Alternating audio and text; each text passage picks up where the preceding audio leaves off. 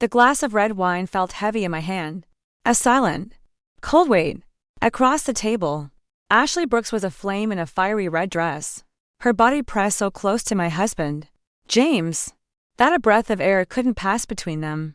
Her laughter, bright and tinkling, echoed in the upscale Seattle restaurant, a sound that felt designed to grate on my nerves. This was the 5th time tonight. The 5th time she had deliberately, pointedly, reminded me that I was an outsider in their shared history. Oh, James, remember that little bakery in Paris? The one where we got lost in the rain? She chirped, placing a perfectly manicured hand on his forearm. James chuckled. A low, warm sound I hadn't heard in weeks. His eyes lit up with the memory. A glow I used to think was reserved for me. How could I forget? You bought every croissant they had. They were in their own world. A world built from 2 decades of inside jokes and secret memories, leaving me on the outside looking in.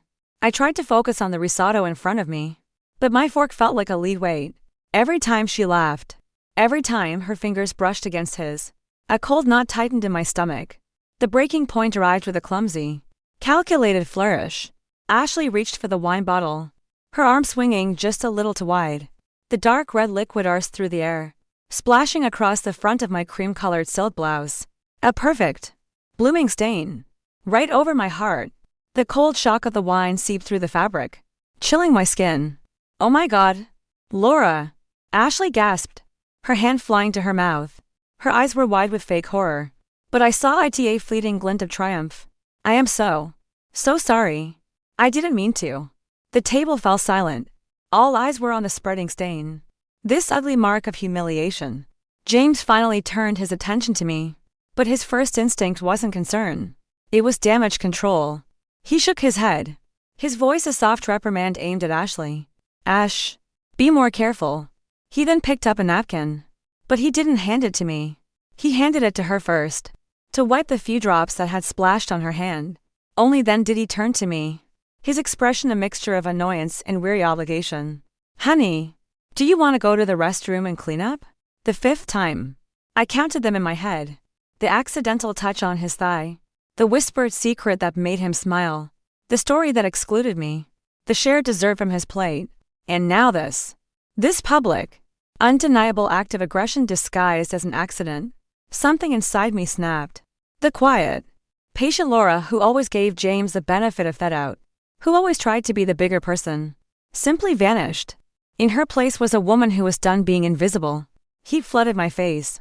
My breath came fast and shallow. I looked at James. Really looked at him. As he fussed over Ashley? Completely oblivious to the storm brewing inside me. I picked up my own glass of wine, the one still full and dark. I stood up, my movements fluid and deliberate, and without a moment of hesitation, I threw its contents straight into my husband's face. The smack of liquid against skin was shockingly loud. Red wine streamed down his handsome face, dripping from his chin and soaking the collar of his expensive white shirt. The entire restaurant seemed to hold its breath. I spoke into the ringing silence, my voice low and dangerously calm. Sorry. My hand slipped. James shot to his feet, his face a mask of disbelief and rage, flushed red from both the wine and the anger. Laura, have you lost your mind? Ashley clutched his arm, her performance kicking into high gear. Tears welled in her eyes. James, what did I do? Why is she so upset with me? I looked past my sputtering husband, my gaze locking onto Ashley. I let a small, cold smile touch my lips. Why don't you tell him? Ashley? Why don't you explain the text you sent my husband at 2 a.m. last week? I let the question hang in the air, sharp and heavy. The one that just said, "Miss you?" Ashley's face froze. The color drained from her cheeks, her feigned shock replaced by genuine panic. James spun toward me, his voice a stammer. Laura, it wasn't like that. It was just friends catching up. Friends? I laughed.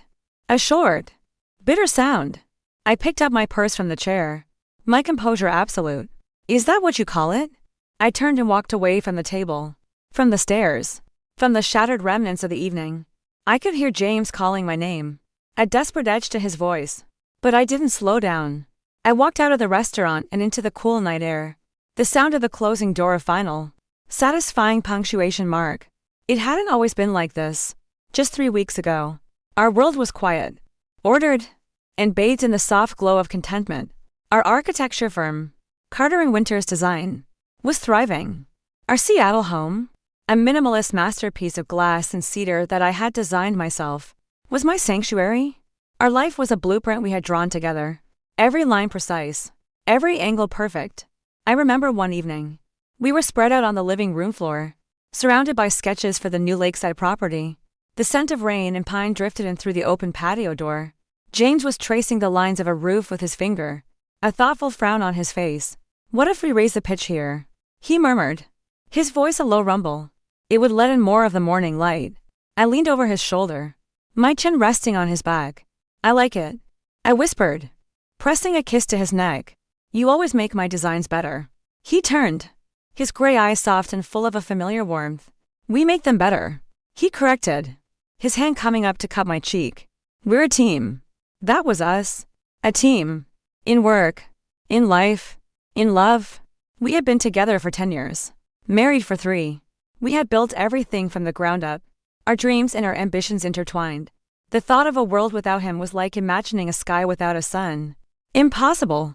Unthinkable. The news of Ashley's return came on a Tuesday, delivered with the casual excitement of an old friend coming to visit. James was on the phone in the kitchen, laughing in a way I hadn't heard in a long time. It was a freer, younger sound. "No way. Ash, you're really coming back for good?" he exclaimed, pacing back and forth. "That's incredible. When?" "Next week." I was at the counter, slicing vegetables for dinner, and I paused, the knife hovering over the cutting board. Ashley. The name was a ghost from his past, a character in stories he told me about his childhood, his best friend, his partner in crime, the girl who had moved to London a decade ago and had, I thought, stayed there. He hung up the phone, a wide, boyish grin on his face. "You're not going to believe it. Ashley's moving back to Seattle." "That's great, honey," I said, forcing a smile. A strange, unidentifiable feeling flickered in my chest. It wasn't jealousy. Not exactly. It was a premonition. A tiny, hairline crack appearing in the smooth surface of our life. "We have to do something for her," he continued, already pulling out his calendar. "A welcome home party. We need to pick her up from the airport. Make sure she feels at home." "Of course," I agreed, my voice sounding more cheerful than I felt. "She's your oldest friend. I'm excited to finally meet her." And I was. In a way, I wanted to know this person who held such a significant piece of my husband's past. I wanted to welcome her, to fold her into our present. I had no reason to feel uneasy. I trusted my husband. I trusted our marriage. My trust began to erode the moment we saw her at the airport. She came through the arrivals gate, a whirlwind of blonde hair and designer luggage. She spotted James instantly, and her face lit up. She dropped her bags and ran, launching herself into his arms. It wasn't just a hug. It was an embrace. Her legs wrapped around his waist, her arms clinging to his neck. It lasted just a few seconds too long. James, caught off guard, stumbled back a step, laughing. "Oh, Ash, easy there." She finally let go, her hands lingering on his shoulders.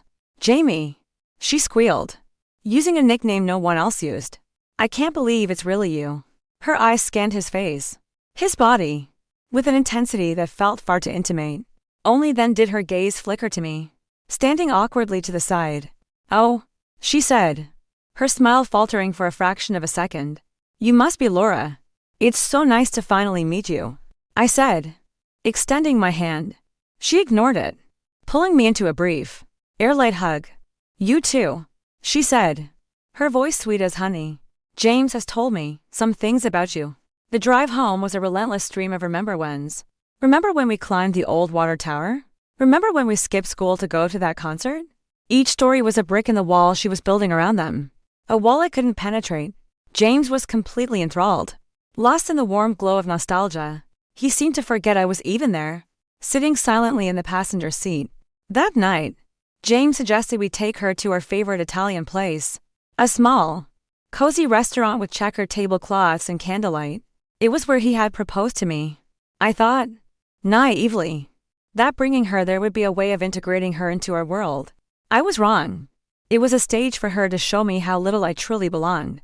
She ordered the same dish as James, laughing as if it were a sign of their cosmic connection. "See? We still even think alike," she said, nudging his shoulder playfully. Throughout the meal, she subtly and consistently asserted her claim. She would cut him off mid-sentence to finish his thought. She would reach across the table and spear a piece of calamari from his plate without asking. She brought up an old girlfriend of his, someone from before my time, and they spent 10 minutes dissecting the relationship while I stared at my water glass, feeling my own presence shrink until I was nothing more than a spectator. "She was never right for you, Jamie," Ashley concluded with an air of authority, placing her hand over his on the table. "I always knew that." James didn't pull his hand away. He just smiled faintly. A sad, reminiscent smile. "You were probably right." I went to bed that night with a cold stone in my stomach. When James came into the room, I was pretending to be asleep. I felt the bed dip as he sat down beside me. "You were quiet tonight," he said softly, his hand stroking my hair. "Is everything okay?" I wanted to scream. I wanted to tell him that his best friend was systematically trying to erase me. I wanted to ask him if he was blind, if he couldn't see what she was doing right in front of him. But I didn't. I just rolled over and murmured, "I'm just tired." "She's just a lot." "I know," he conceded with a sigh. "She's always been like that. Full of energy. You'll get used to her." I didn't answer. As I lay there in the dark, listening to the sound of his steady breathing, a single, terrifying thought echoed in my mind. I don't think I want to get used to her. The days that followed were a masterclass in psychological warfare, with Ashley as a general and her life as her battlefield. Her tactics were subtle, almost imperceptible to an outsider. But to me, each one was a precisely aimed dart. She was always just there. She'd show up at her office, a box of donuts in hand, ostensibly for the whole team. But she would spend an hour perched on the edge of James's desk, her voice a low murmur as they discussed things I wasn't privy to. She'd call him in the middle of the night, crying about some manufactured Corsisa leaky faucet, a spider in her apartment, a sudden wave of loneliness. And James, ever the hero, would always answer, "She's just having a hard time adjusting." He'd tell me, his brows furrowed with concern as he pulled on his jacket. "She doesn't know anyone else here. She has a landlord for the faucet and an exterminator for the spider." I said one night, my voice tighter than I intended. "And for the loneliness, she has a therapist. Or she should get one. You are not her emotional support animal." "James." He stopped at the door, his hand on the knob, and looked back at me. There was a flicker of irritation in his eyes. "Laura, that's not fair. She's been my best friend since we were 5. I can't just turn my back on her." "I'm not asking you to turn your back on her," I said, my voice dropping. "I'm asking you to build a fence around us, around our marriage." "She's crossing a line. You're imagining things," he said, shaking his head. "You're just not used to her. Give it time."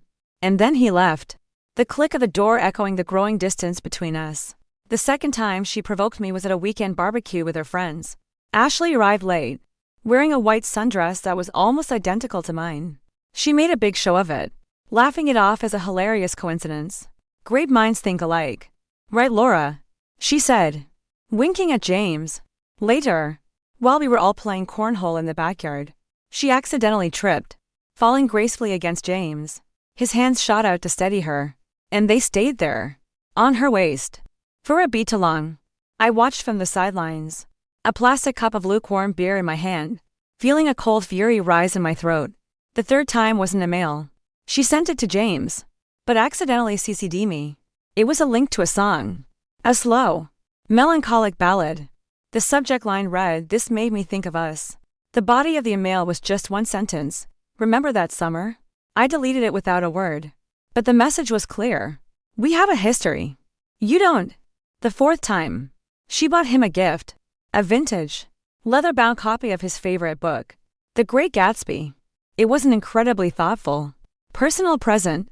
"I saw it in an old bookstore and I just had to get it for you, Jamie," she said, her eyes shining as she handed it to him over dinner. He was genuinely touched. He ran his fingers over the worn cover, his expression soft with gratitude. Later that night, I saw him place it on his nightstand, right next to the framed photo of our wedding day. It felt like she was staking a claim, placing her flag on his most personal territory. Each incident was small enough to be deniable. If I complained, I was a jealous, insecure wife. I was overthinking it. I was imagining things. So I stayed silent. I swallowed my anger and my hurt, letting them curdle into a hard knot of resentment in my gut. I watched as my husband, the man I loved, drifted further and further away, pulled by the relentless tide of his past. And that led us to the restaurant, to the spilled wine and the final public humiliation. After I walked out, I didn't go home. I couldn't bear the thought of being in the house, surrounded by the life we had built, a life that now felt like a fragile facade. I drove aimlessly through the rain-slicked streets of Seattle, the wipers beating a frantic, rhythmic pulse that matched the pounding in my head. My phone buzzed incessantly in my purse. I knew it was him. Message after message, call after call. I ignored them all. Finally, I pulled into the parking lot of a 24-hour diner, the neon sign casting a lonely pink glow on the wet pavement. I sat in my car for a long time, the engine off, the silence broken only by the drumming of rain on the roof. I finally pulled out my phone. The screen was filled with his name. Laura, where are you? Please call me. What happened back there? You completely overreacted. Ashley feels terrible. She was just being playful. Come home.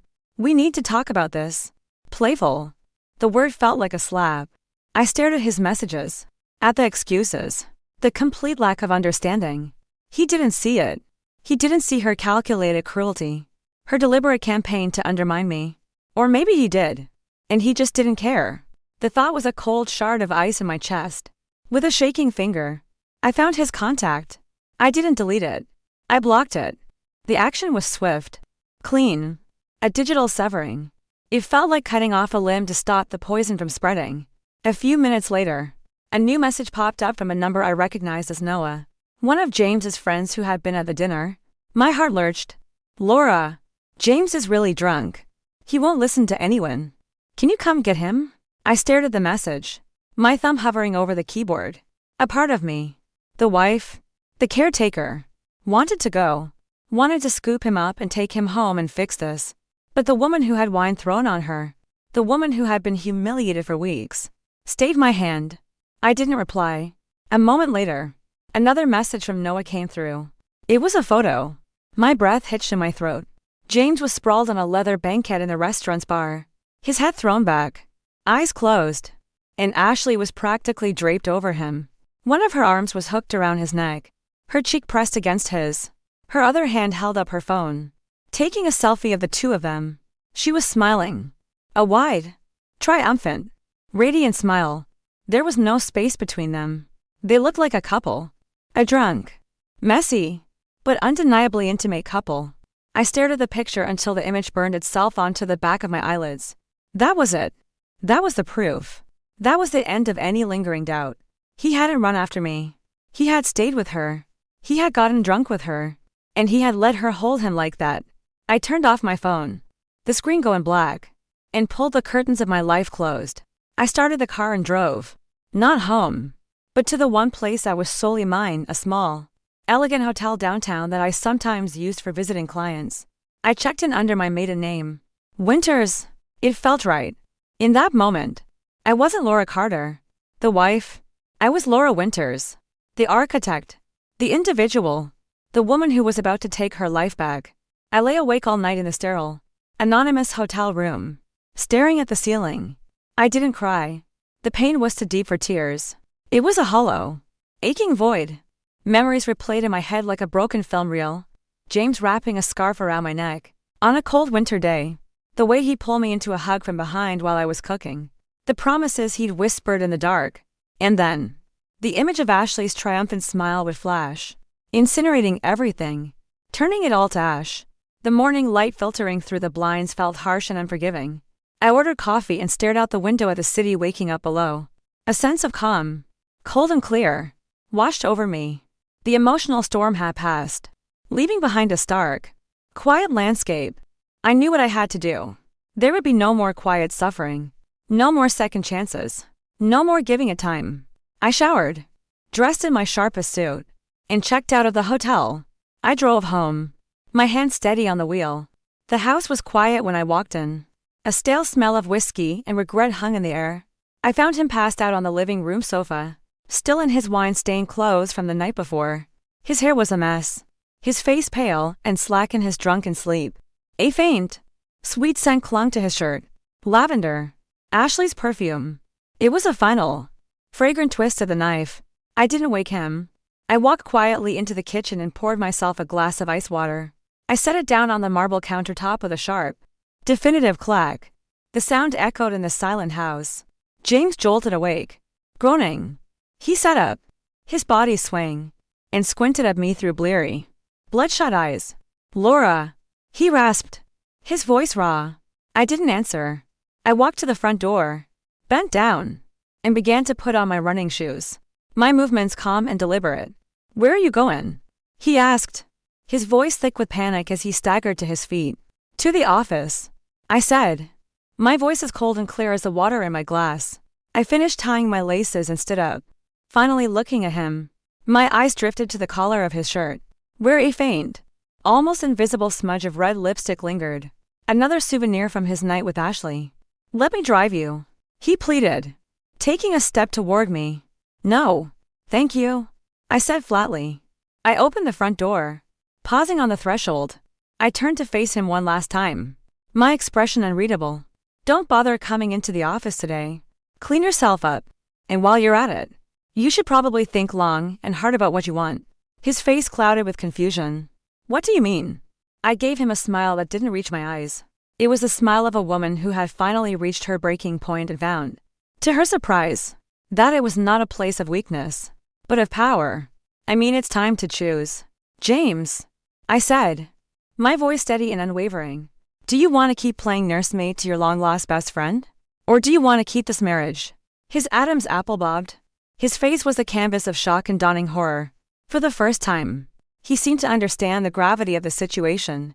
He seemed to realize that the ground beneath his feet had cracked wide open, and he was about to fall. "Laura, about last night, I can explain," he started, his voice a desperate plea. I just looked at him, my silence a more damning response than any words could be. "Explain what?" I thought. "Explain how her lipstick got on your collar. Explain the picture Noah sent me. Explain why, when your wife walked out, your first move was to fall into the arms of another woman." I didn't need his explanations. I had all the evidence I needed. I stepped out into the crisp morning air, pulling the door shut behind me, the decisive click sealing him inside with the mess he had created. I had given him a choice, and deep down, in the coldest part of my heart, I already knew which one he would make. The silence in the house after I left was probably deafening. I imagined James standing there, amidst the wreckage of his own making, the cold reality of my ultimatum finally sinking in. For me, the drive to the office was like surfacing for air after being held underwater for too long. The familiar glass and steel tower of our firm, Carter and Winter's design, felt like a fortress. My fortress. This was the one place Ashley's nostalgia couldn't touch. The one part of my life I had built with my own hands. My own mind. My assistant, Chloe, met me at the elevator, her young face etched with concern. She'd been with us for years and was perceptive. She knew something was wrong. "Is everything okay, Laura?" she asked, her voice soft. I gave her a tight, reassuring smile. "Everything's fine, Chloe. Just a rough morning. Can you hold all my calls for the next hour?" She nodded, her eyes full of unspoken questions. But she didn't press. In my office, I closed the door and leaned against it, the cool wood a comfort against my back. The view of Seattle's skyline, usually a source of pride and inspiration, seemed gray and distant. I sat at my desk, the black leather of my chair creaking softly, and for the first time since the night before, I allowed myself to feel the full weight of it all. The betrayal, the humiliation, the crushing disappointment. 10 years of love felt like it was dissolving into smoke. He didn't show up. As the hours ticked by, a bitter part of me was relieved. I dove into my work. The clean lines of blueprints and the logical problems of structural integrity, a welcome distraction from the messy, illogical chaos of my personal life. Work was quantifiable. It made sense. You put in the effort. You saw the results. It didn't lie to you or make excuses. Around noon, my office door opened without a knock. It was James. He looked diminished. He had showered and changed into a fresh suit, but his eyes were bloodshot and shadowed with exhaustion. He was holding a peace offering, a cardboard cup of coffee from my favorite cafe down the street. "I thought you might need this," he said, his voice low and hoarse. I didn't look up from the schematics on my screen. I already had coffee. Thanks. He set it on the edge of my desk anyway. The gesture feeling clumsy and inadequate. He stood there for a long moment, shifting his weight from foot to foot like a schoolboy outside the principal's office. Laura, we need to talk. He finally said. I believe I said everything that needed to be said this morning. I replied, my voice cool and even. I clicked my mouse, zooming in on a cross-section of a steel beam. He let out a heavy sigh and sank into the chair opposite my desk. I know. You're right. I was a complete idiot last night. He leaned forward, his hands clasped together, his eyes pleading. I let it get out of hand. I was so caught up in, I don't know, the past. It won't happen again. I promise. I finally lifted my gaze and met his. Which part won't happen again? James. The part where you let her disrespect me all evening. Or the part where you ended up in a drunken selfie with her arm around your neck. He flinched, the color rising in his cheeks. Noah sent you that? He muttered, looking down at his hands. Look, I was drunk. It didn't mean anything. It meant everything. I said, my voice dangerously quiet.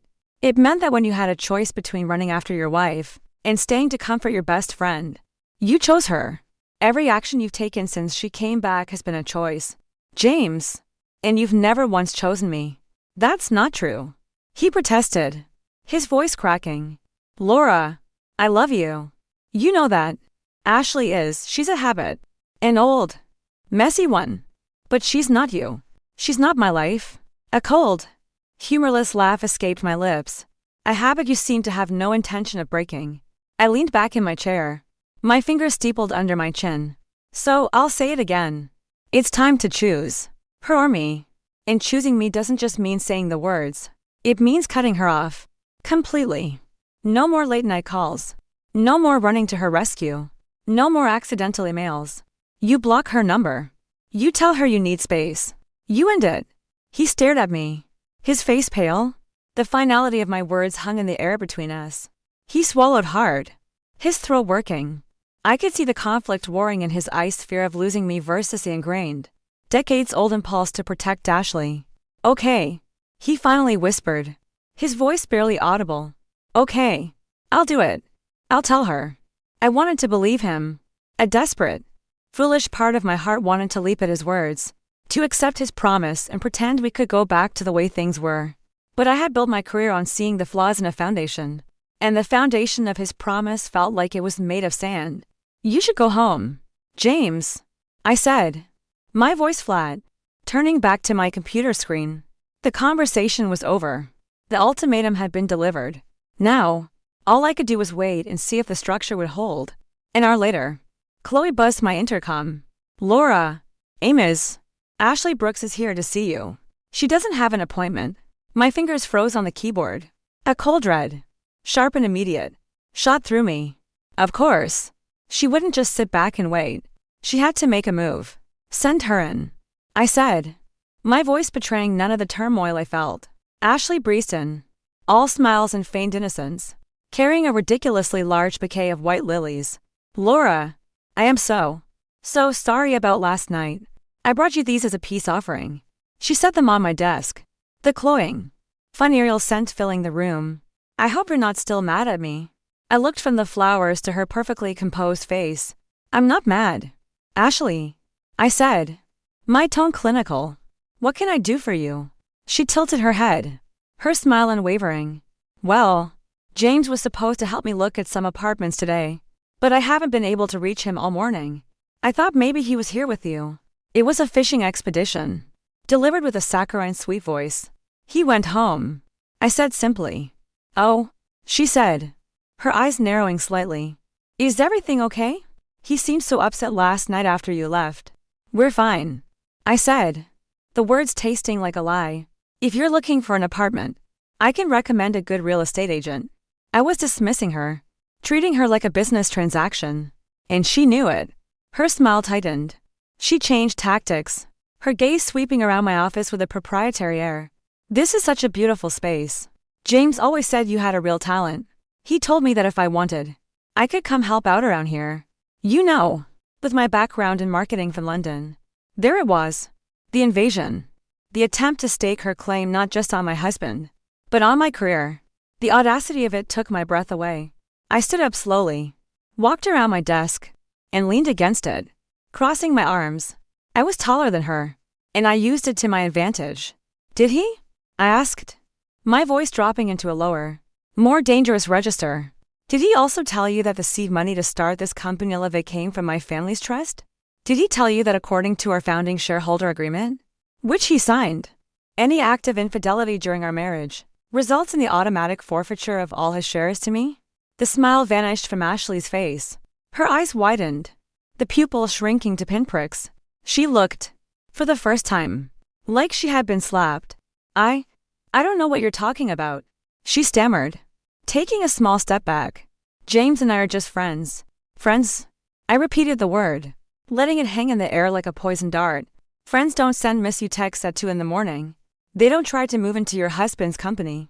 And they certainly don't try to convince a man to cheat on his wife. I pushed off the desk and took a step toward her. So let me be perfectly clear. You will stay away from my husband. You will stay away from my company. And if you think you can compete with me, go ahead. But ask yourself if he's willing to lose everything he's ever built for a friend he's known for a few weeks again. Her face was ashen. The mask of sweet, innocent Ashley had shattered, revealing the calculating, desperate woman beneath. She turned without another word and practically fled from my office. I watched her go, my heart hammering in my chest. But my hands were steady. I walked over to the bouquet of lilies, picked them up, and dropped them directly into the trash can. That evening, James came home early. He looked exhausted but determined. He walked straight up to me in the kitchen and held out his phone. I did it, he said, his voice quiet but firm. I blocked her number. I sent her one last text telling her I couldn't speak to her anymore, that my priority was my marriage. I took the phone and looked. The message was there.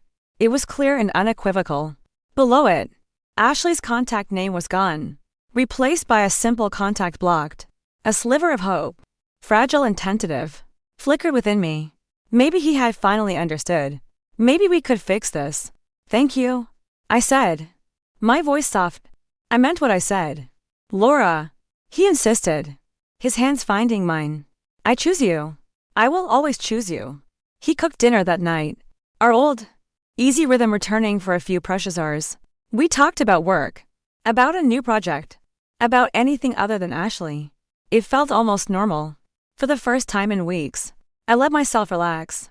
I let myself believe that the storm had passed. Later, as we were getting ready for bed, his phone, sitting on the nightstand, buzzed. He glanced at it, and for a split second, his body tensed. He quickly silenced it and turned it face down. Work?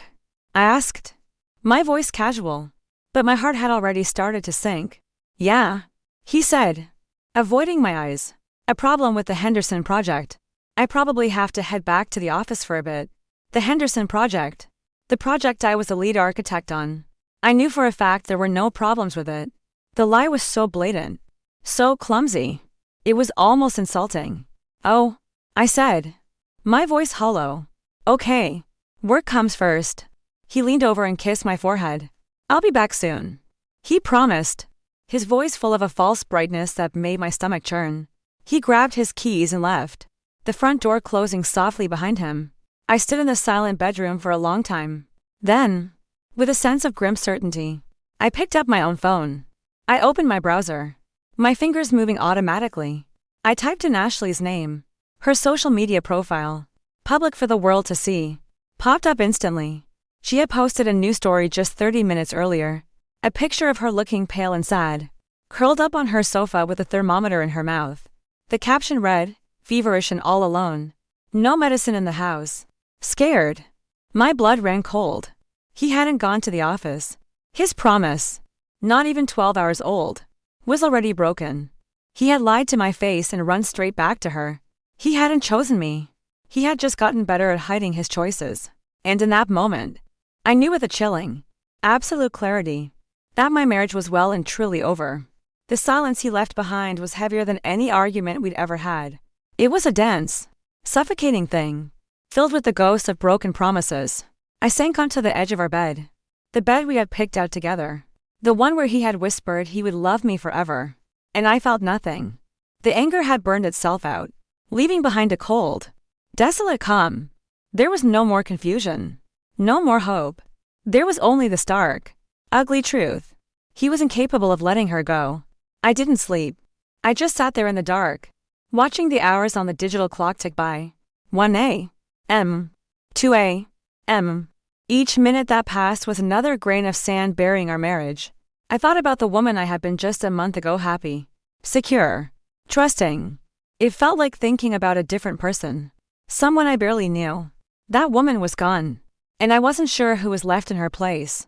At 17 a.m. My phone, resting on the nightstand, lit up the dark room with a pale, ghostly light. An unknown number. My heart gave a painful lurch. It could be anyone. A wrong number. A spam call. But I knew.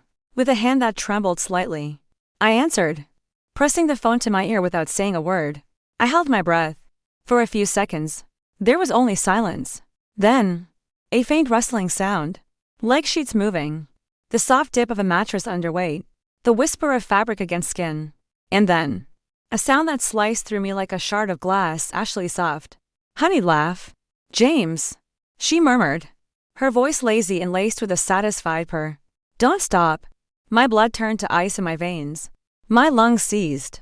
I couldn't breathe. Couldn't move. I was frozen. A prisoner to the intimate. Devastating sounds coming through the speaker. I heard his breathing. Heavy and ragged. A sound I knew all too well. It was the sound of him losing control. The sound he made in our most private moments. And then he spoke her name. His voice a broken, aching whisper. Ashley. He said her name with the same raw intimacy he had once reserved for me. The sound of it was a physical blow, knocking the last of the air from my lungs. I squeezed my eyes shut, my knuckles white as I gripped the phone, pressing it harder against my ear as if to confirm the nightmare was real. I had to hear it. I had to know. Gentler. She whispered, her voice breathy and teasing. A low chuckle rumbled from his chest. There was no reply in words, but the sounds that followed were a language I understood perfectly. The rustling of sheets grew more frantic. A rhythmic thumping began. The sound of a headboard hitting a wall. Each dull impact a hammer blow against my shattered heart. I forced myself to swallow the bile rising in my throat. I remembered his face just hours before. His eyes so sincere as he promised. I choose you. The memory was so absurd. So grotesquely ironic. That a tear finally escaped. Cold and silent. Tracing a path down my cheek. Then Ashley's voice came again. Louder this time. Her words deliberate and dripping with cruel intent. She knew. She had to know. This wasn't an accident. This was a performance. And I was her intended audience. Does she know? Ashley asked, her breath coming in short, deliberate pants. A brief pause. James's breathing hitched. No, what? He mumbled, his voice thick with desire. Know that you lied, she said, her voice dropping to a conspiratorial whisper that was perfectly audible. That you told her you were working late. When you really came to me. My world tilted on its axis. This was a confession. A taunt. She wanted me to hear this. She wanted me to know the full extent of his betrayal and her victory. The phone in my hand felt slick with sweat. Don't talk, was all he managed to get out. His voice strained. But she wasn't done. She laughed again. A soft, triumphant sound. Just tell me. She purred, her voice breaking with fake emotion. Who do you want more, her or me? The silence that followed stretched into an eternity. It was a single, suffocating second where my entire world hung in the balance. I could hear his labored breathing, the frantic beat of my own heart. And then, his answer came. A single, hoarse whisper that sealed my fate. You. One word. Clean. Sharp. Final. It was the sound of a guillotine blade falling, severing the last, fragile thread that connected my heart to his. My fingers went slack. The phone slipped from my grasp, clattering onto the hardwood floor. The line went dead. The room was plunged back into darkness and silence. But the words still echoed in my head. You. Slowly. Mechanically. I bent down and picked up the phone. My hands were shaking. But my mind was eerily calm. The pain had been so immense, so absolute, that it had short-circuited everything. There was no anger left. No sorrow. Only a vast, silent emptiness where my love for him used to be. From that moment on, something inside me shifted permanently. The grieving was over. The fight had begun. The next day, I moved out. I didn't pack much. Just a suitcase with a week's worth of clothes and my work laptop. I drove to the apartment I had bought as an investment property before we were married. A sleek, modern condo in Belltown that I had never lived in. It was empty, sterile, and perfect. It was a blank slate. James must have panicked when he came home to find me gone. The calls and texts started again. This time from a new number he must have bought. I didn't block it. I let them come through, watching the desperate messages pile up on my screen without reading them. His panic was a distant noise that couldn't touch the cold resolve that had settled around me. A few days later, he found me. He showed up at my new apartment, his face haggard, dark circles under his eyes. He carried a bouquet of flowers, looking like a man being eaten alive by a long overdue guilt. I opened the door only a crack, leaving the security chain on. I looked at him through the narrow gap. "Laura, please," he begged, his voice raw. "I know I messed up. I know I was wrong. Let me in. Let's talk." "There's nothing to talk about, James," I said, my voice devoid of any emotion. "I ended it with her," he said, his words tumbling out in a rush. "For real this time. I told her to leave me alone. I haven't spoken to her in 3 days. Please, just give me another chance to prove it to you." A cold, dry laugh escaped my lips. Another chance? How many chances does one person get? "James." I looked at the flowers in his hand. White lilies. The same ones Ashley had brought to my office. The same ones she must have told him she liked. He hadn't just forgotten my favorite flower. He had replaced it with hers.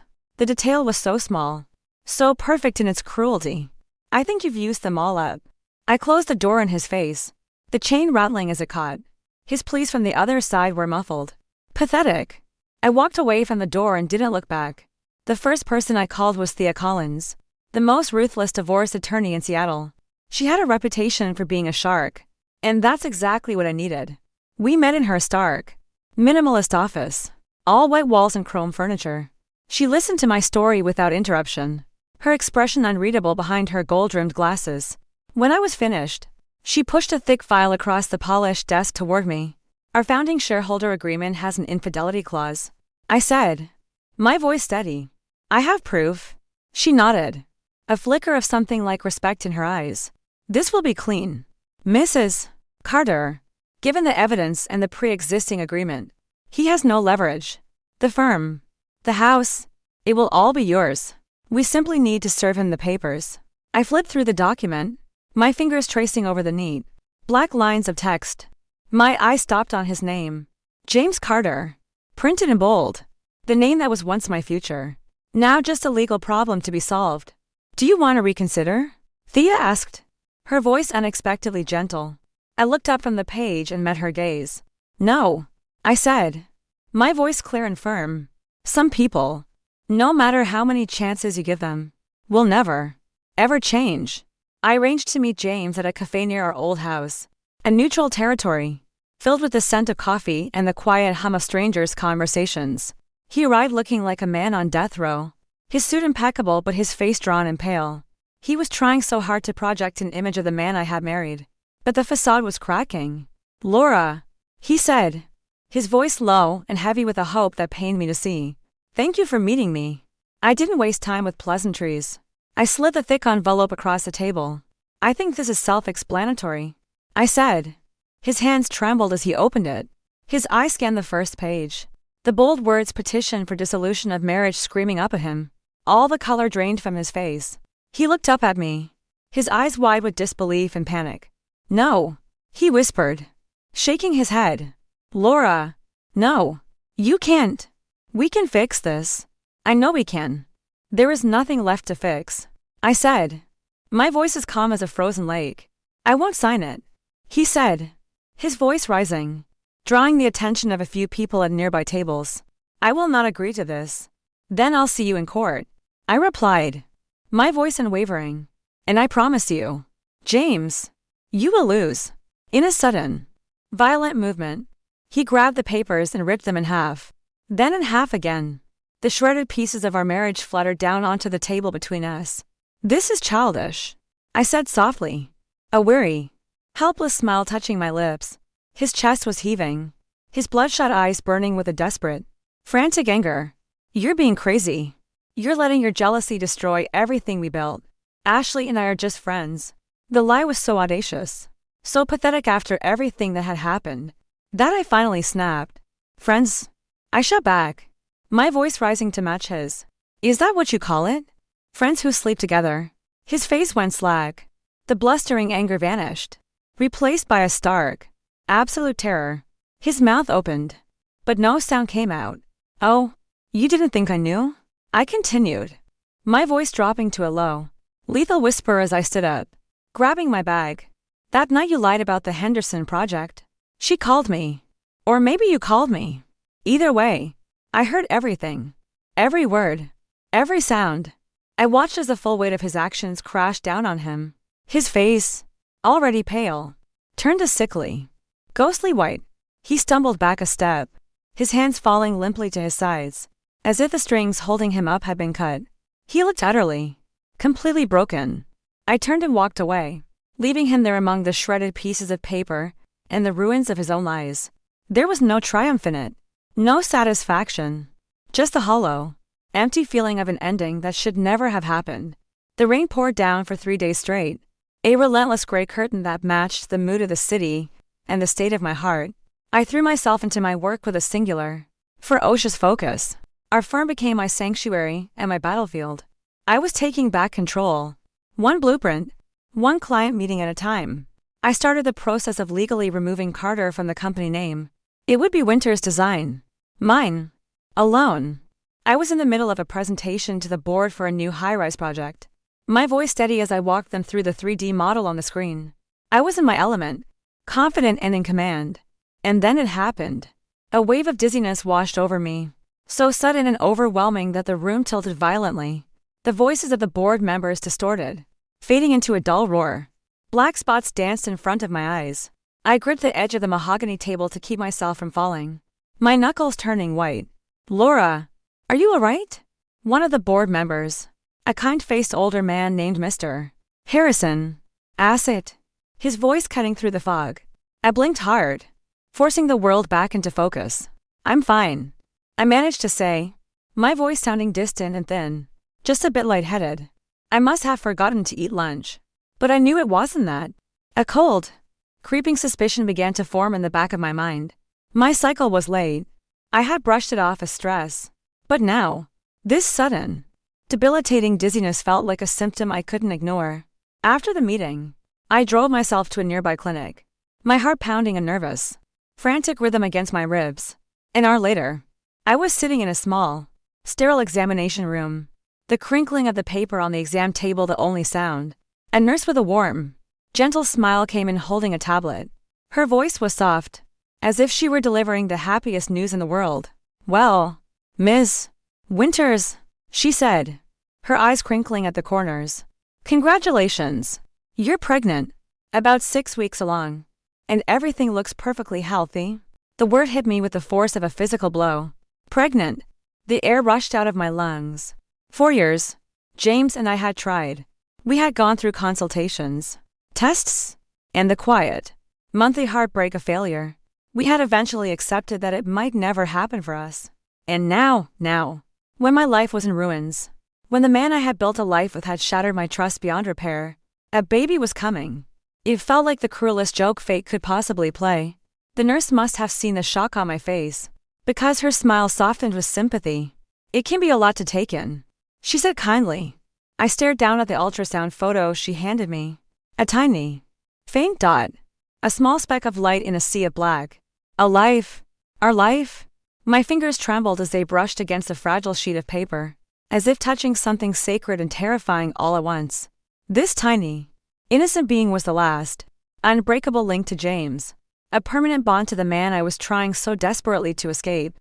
Leaving the examination room, I walked through the hospital corridor in a daze, my mind reeling. I didn't see where I was going.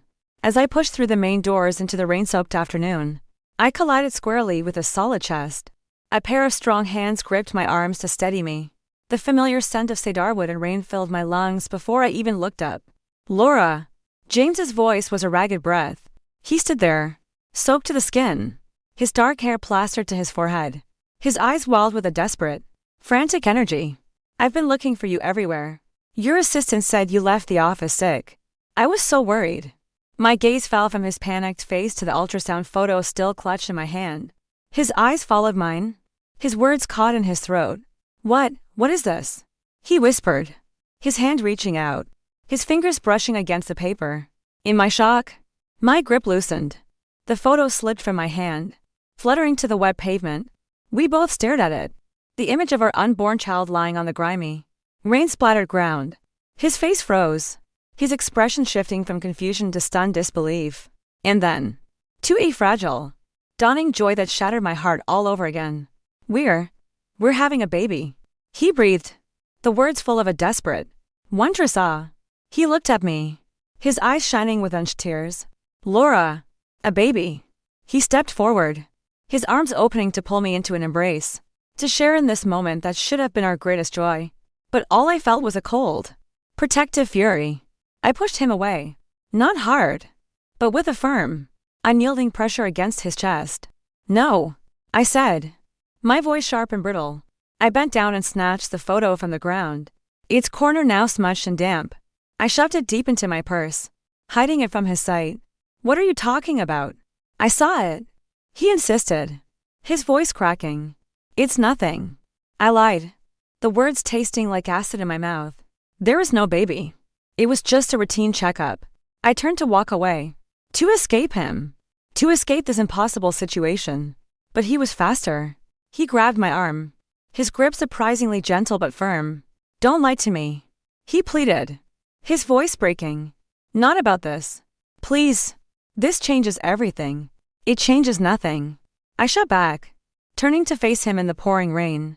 Absolutely nothing. This is my business, James, not yours. Our baby is my business, he cried, his voice raw with anguish. The rain streamed down his face, mingling with the tears that now fell freely. Laura, I know I messed up. I know I destroyed everything. But this is a miracle. It's a second chance. Let me be a father. Let me try to fix this. I unlocked my phone, the screen lighting up my cold, pale face. I showed him the call log. Over 30 missed calls from his number in the past few hours. The phone was on silent. I said, my voice flat, betraying none of the storm raging inside me. How did you know I was here? His gaze faltered. Ashley, he admitted, his voice barely a whisper. She saw your car in the parking lot and called me. She was worried about you. Ashley. Of course. Even now. She was there.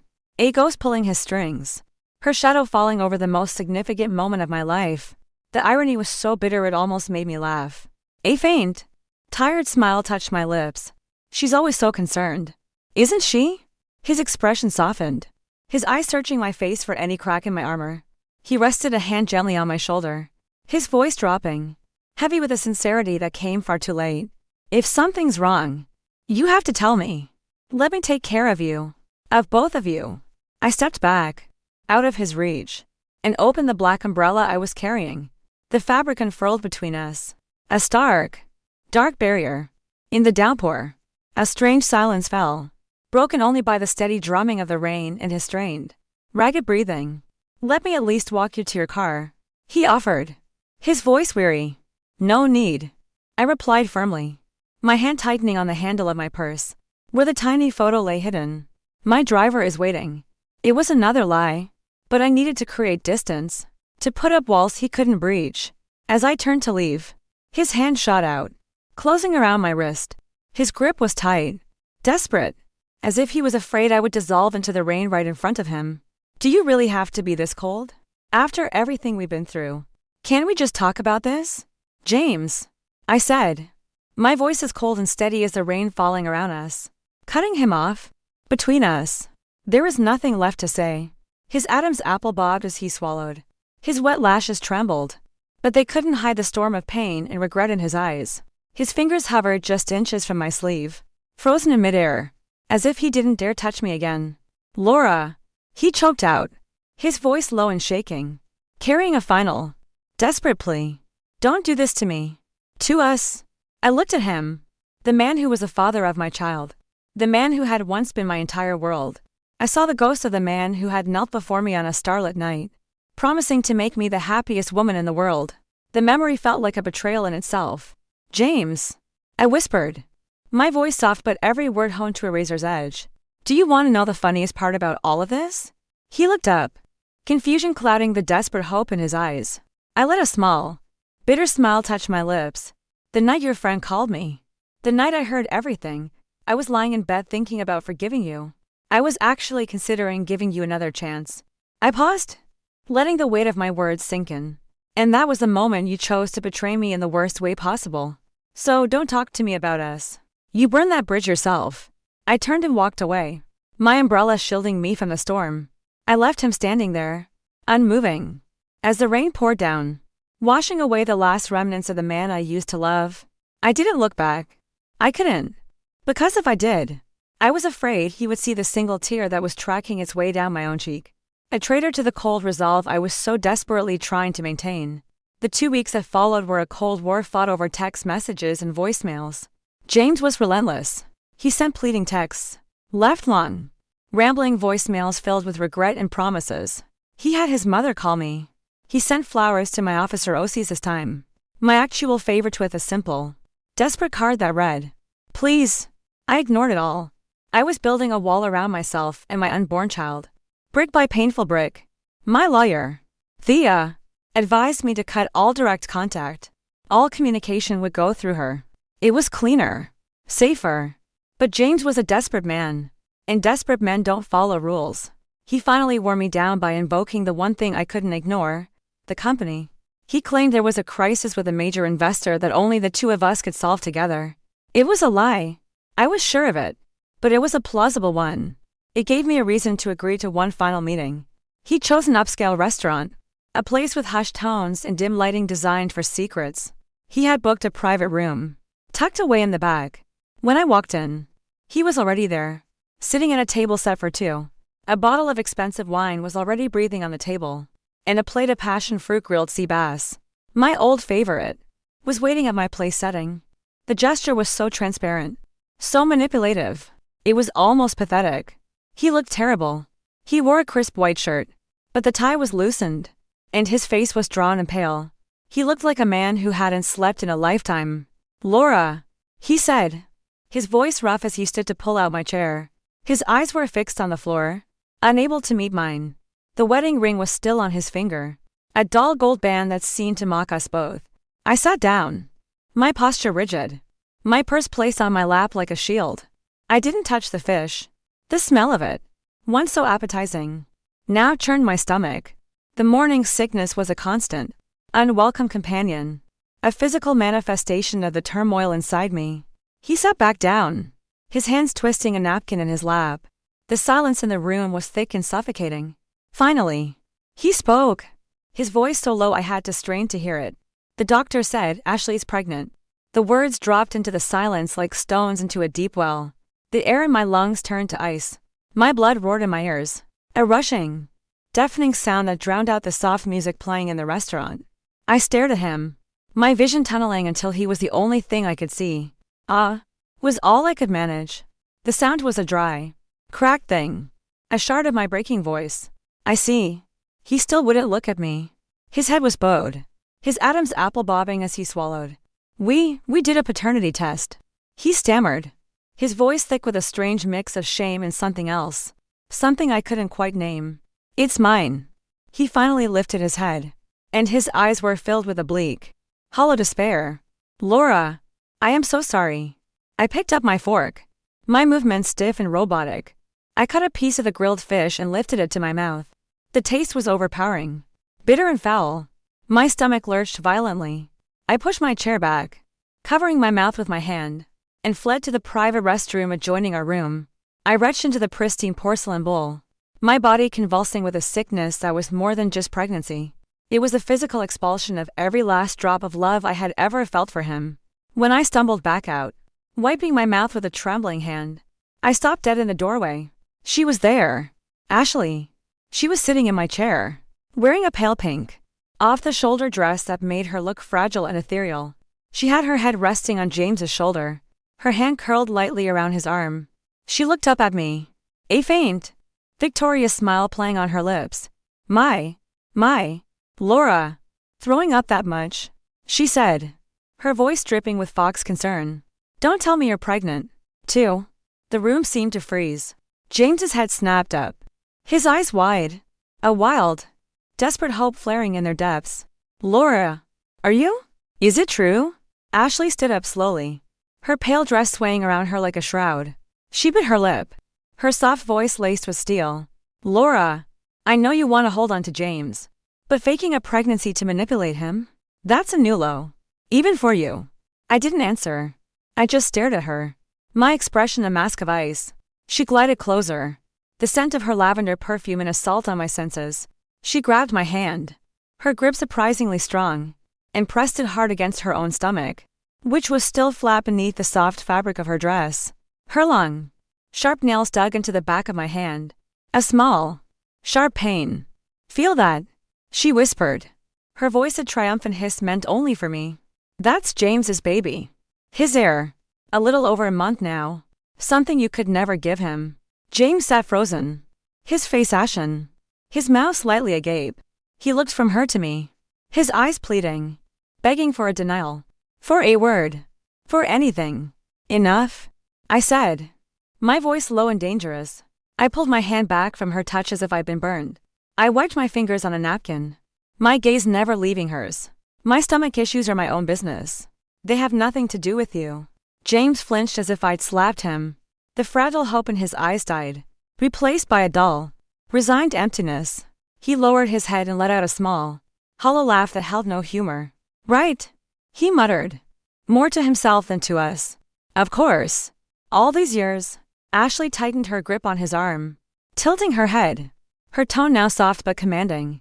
James, she said gently, you have to do the right thing. Our baby needs a father. Our baby needs a home. He looked at me one last time. His tired, lost eyes were a silent, desperate question. He was giving me one last chance to tell him the truth, to give him a reason to fight. But as I looked at him, sitting there beside the woman who was carrying his child, the woman he had chosen over and over again, I felt nothing but a cold, hard certainty. Even if I told him, it wouldn't change anything. He had made his bed. He had created this mess. And I would not let my child be born into the middle of it. I met his gaze and held it, my face a blank, unreadable canvas. I gave him nothing. No anger. No sadness. No confession. Just silence. That silence was his answer. He closed his eyes. A single, pained breath escaping his lips. He picked up the pen that his lawyer, who had apparently been waiting for this cue, had placed on the table. Without another word, he pulled the freshly printed divorce papers from a briefcase and signed his name on the dotted line. The scratch of the pen on the paper was the only sound in the room. A final, screeching epitaph for our marriage. When he was done, he pushed the papers across the table toward me. He still didn't look at me. His head remained bowed, his shoulders slumped in defeat. I picked up the signed documents, the pages feeling impossibly heavy in my hand. I slipped them into my purse. Then I stood, smoothed down my dress, and allowed myself a small, tight smile. I hope you two will be very happy together, I said, my voice clear and steady. And then I turned and walked out of the room, out of the restaurant, and out of his life, without ever looking back. The next day, the news of their impending parenthood and our divorce spread through our social circles, like wildfire. Ashley wasted no time. She posted a photo online, James with his arm around her, his expression grim, while she held up a blurry ultrasound photo, her smile radiant and triumphant. The caption read, "True love always finds a way. Blessed new beginnings." I scrolled past it on my phone, my expression unchanging. I leaned back in my chair in my silent, empty condo, my fingers tapping a light rhythm on the armrest. True love? How ironic. A few hours later, my assistant Chloe sent me a secure, encrypted file. She was fiercely loyal to me, and I had asked her to do some discreet digging.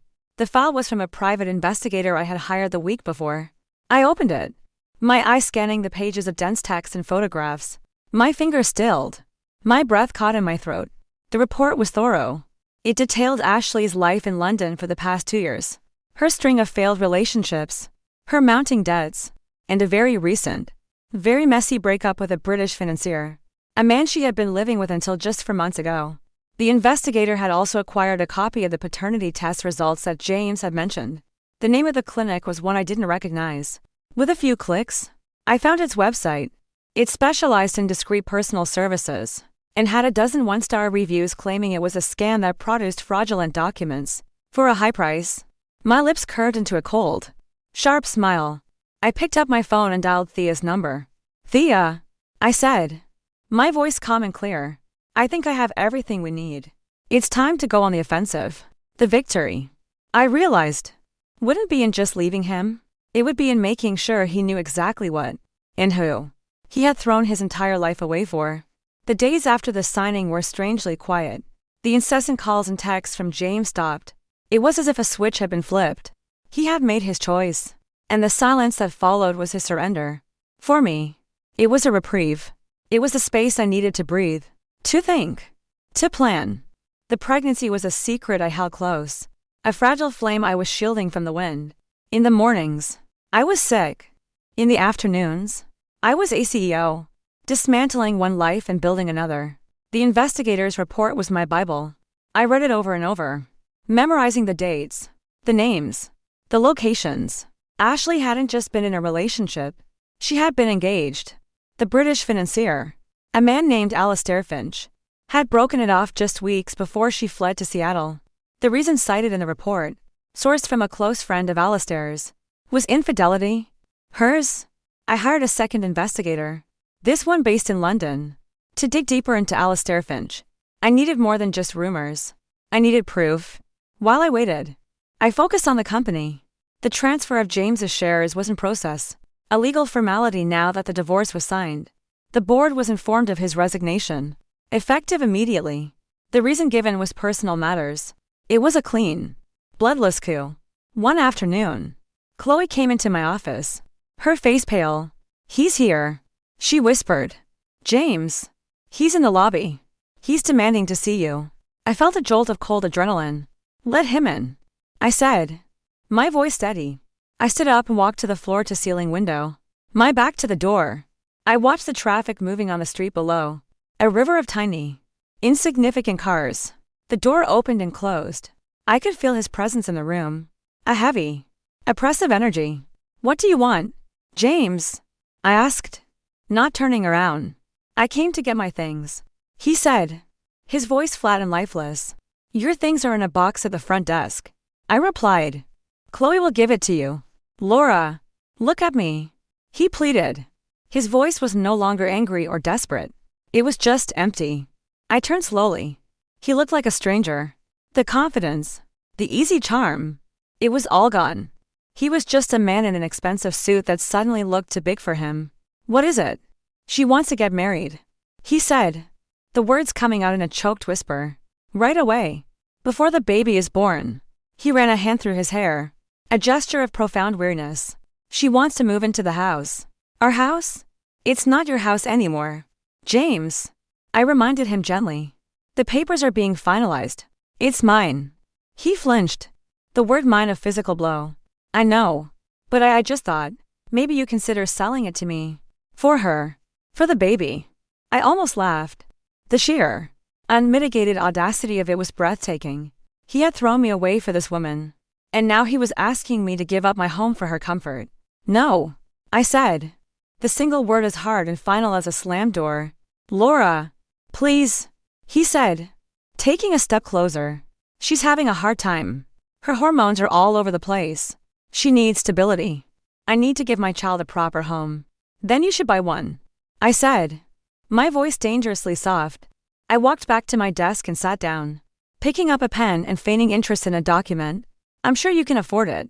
After all, you still have your salary." A salary that I now paid. His face fell. He knew what I was implying. He was no longer my partner. He was my employee. An architect on staff. His title a hollow shell of his former glorious CEO. "I see," he said, his shoulders slumping. He turned to leave, but paused at the door. "For what it's worth," he murmured, his back still to me. "I never wanted to hurt you. And yet," I replied without looking up, "you were so very good at it." The door clicked shut.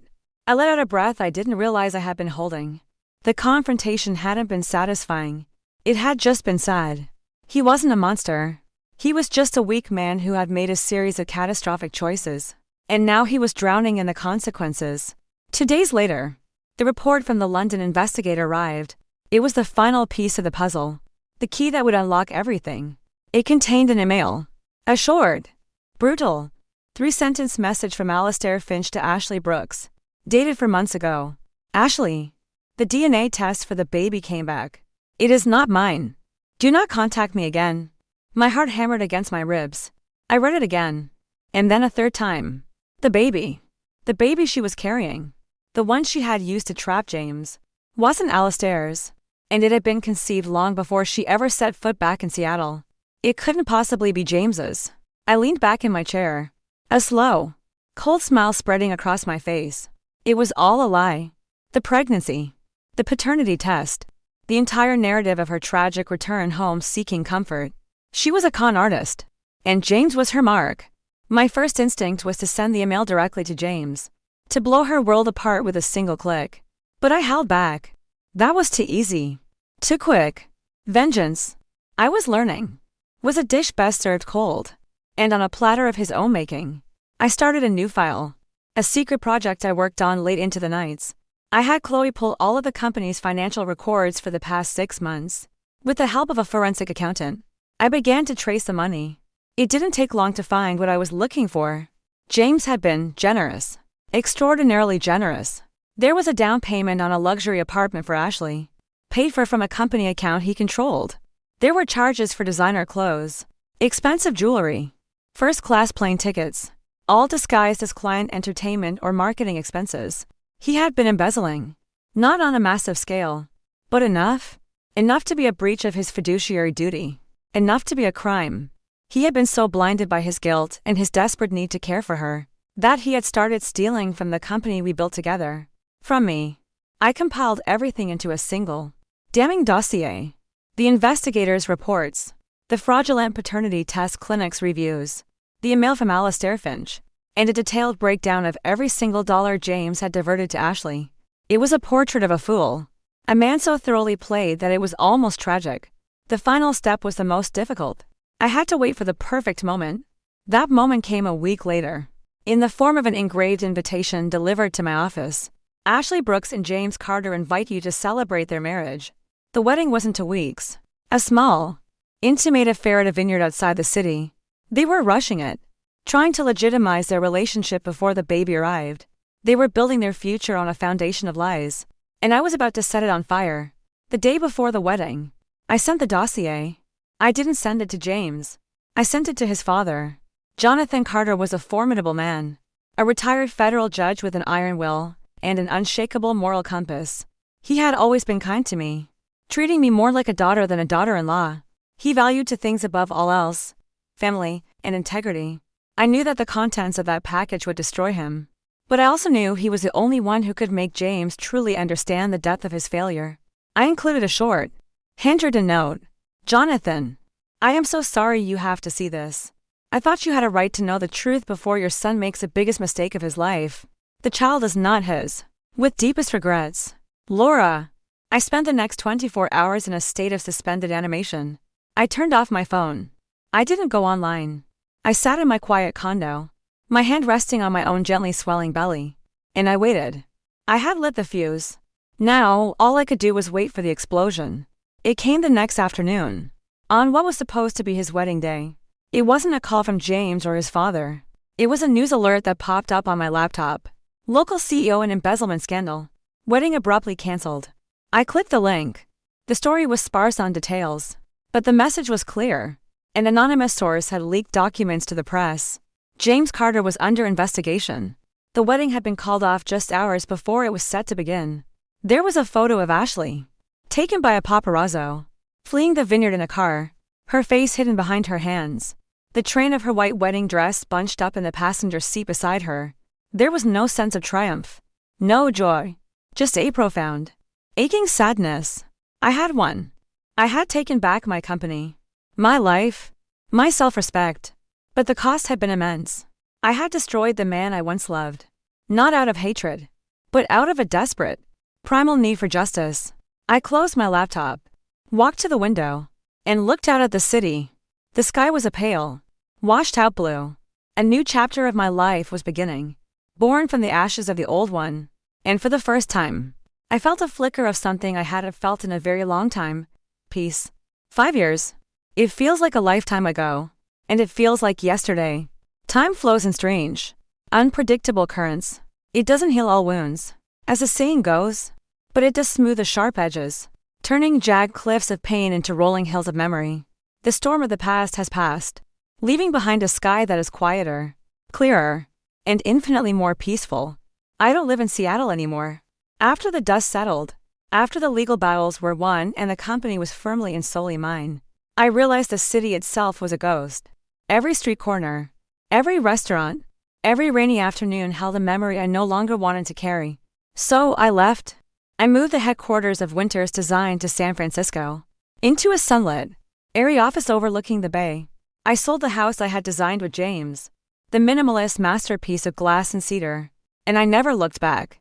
My new home is a small villa nestled on a quiet, tree-lined street in Marin County. It's warm and filled with light, with a sprawling garden in the back where lavender and roses grow wild. My study is my favorite room, wrapped in a soft calm, its walls lined with polished walnut shelves holding books on art and architecture. The afternoon light pours through the large glass window, spilling across my desk, glinting off the silver frame of a single, precious photograph. It's a picture of a little girl with bright, laughing eyes and a missing front tooth, her arms wrapped around my neck in a fierce, joyful hug. Click. The door to my study creaks open, and a tiny head with a bouncy ponytail peeks in. Mommy. Trina. My daughter. My world. At 5 years old. She is a whirlwind of boundless energy and fierce curiosity. Her eyes, the same warm gray as mine, sparkle with a light that can make my heart ache with love.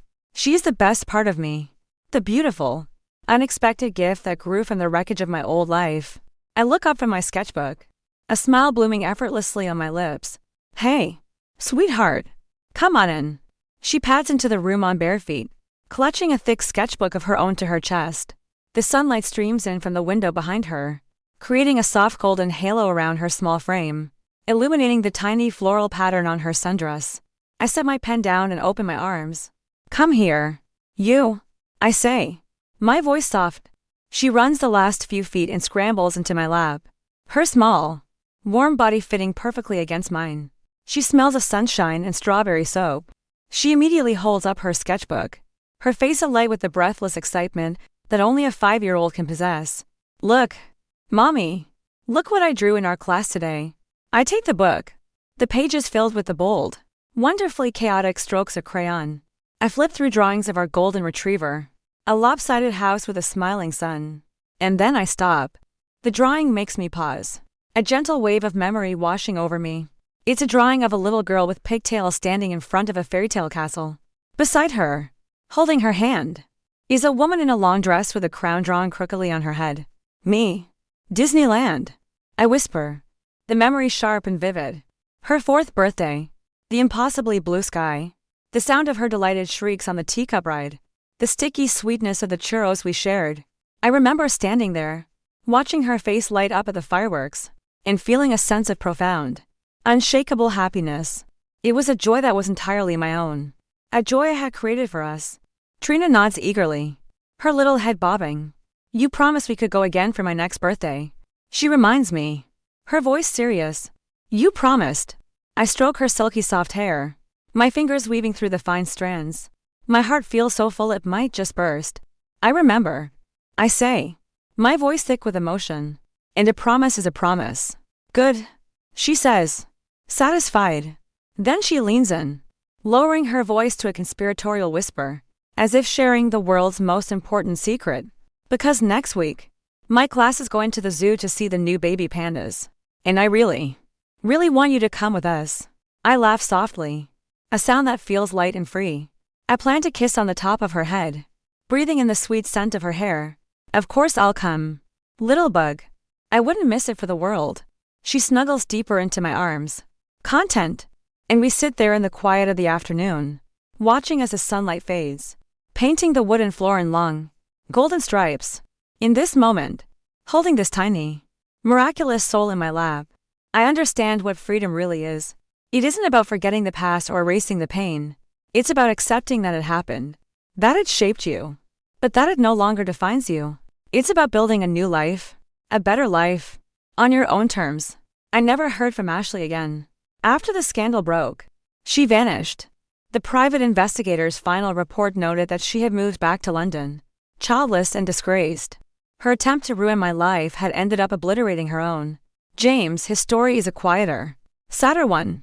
His father, true to his character, forced him to take responsibility. James pleaded guilty to the embezzlement charges. He repaid every cent to the company, a debt that cost him his savings, his inheritance, and his pride. He avoided jail time but lost his architectural license.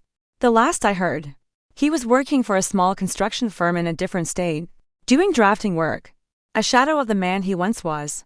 He tried to contact me once, about a year after I moved, through his lawyer. He wanted to know about the baby. He must have done the math. Thea replied on my behalf. A short, formal letter confirming Trina's existence, but stating my explicit wish for no contact. He never tried again. Sometimes, late at night, I wonder if Trina will ever ask about her father. I know that one day, she will, and I will tell her the truth, or at least a version of it she can understand. I will tell her that he was a part of me, a part of my story, but that our story, hers and mine, is something new, something we are writing together. Every single day, I look down at my daughter, her small fingers now tracing the patterns on my sleeve, her bright eyes holding entire universes within them. A soft breeze rustles the curtains, carrying the delicate scent of lavender from the garden. It is peaceful. It is gentle. It is whole. I close my eyes, leaning my head back against the chair, taking a deep, slow breath of the warm summer air. The sound of my child's happy sigh fills the sunlit room, and I know, with a certainty that settles deep in my bones, that I am finally, truly, home.